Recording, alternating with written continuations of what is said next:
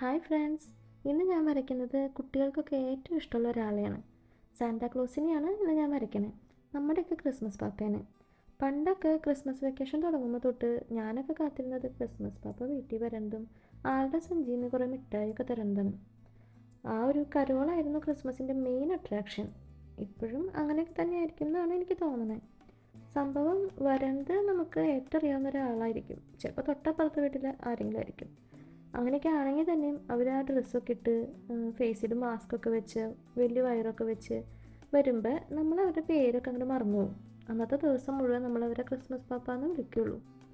Carol വരുമ്പോൾ അവരുടെ കൂടെ എല്ലാ വീട്ടിലും പോകും. പാട്ടൊക്കെ പാടി കുറേ കേക്കൊക്കെ തിന്ന് തിരിച്ച് വീട്ടിൽ പോരുമ്പോൾ ചെറിയൊരു വിഷമം ഉണ്ടാവും ഉള്ളിൽ. സംഭവം ക്രിസ്മസ് പാപ്പ ഇനി വീട്ടിൽ വരണമെന്നുണ്ടെങ്കിൽ ഒരു വർഷം കൂടി കഴിയണ്ടേ? അതാണ് മെയിൻ വിഷമം. മുൻപത്തെ ഡ്രോയിങ് ഒക്കെ ചെയ്തപ്പോൾ കുറേ പേര് എന്നോട് പറഞ്ഞു ഔട്ട്ലൈൻ വരയ്ക്കുന്നത് എങ്ങനെയാണെന്ന് കാണിക്കണമെന്ന്.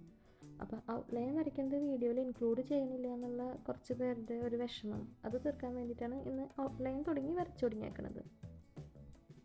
ഇതിപ്പോൾ ചെറിയൊരു ഇമേജ് ആയതുകൊണ്ടാണ് ഇങ്ങനെ ഫ്രീ ഹാൻഡ് വരയ്ക്കുന്നത്. നമ്മളിപ്പോൾ ഒരു ഫേസൊക്കെ വരയ്ക്കുമ്പോൾ ഡിവൈഡ് ചെയ്ത് ഗ്രിഡൊക്കെ ചെയ്തിട്ടാണ് വരയ്ക്കുക.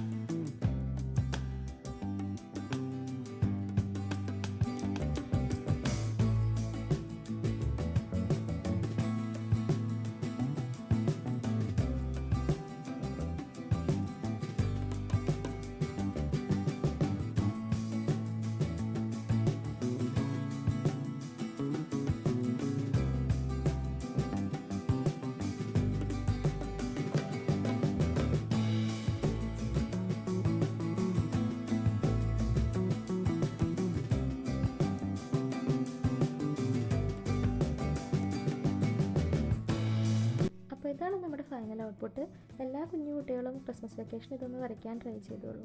അപ്പോൾ അത്രേ ഉള്ളൂ. ബൈ.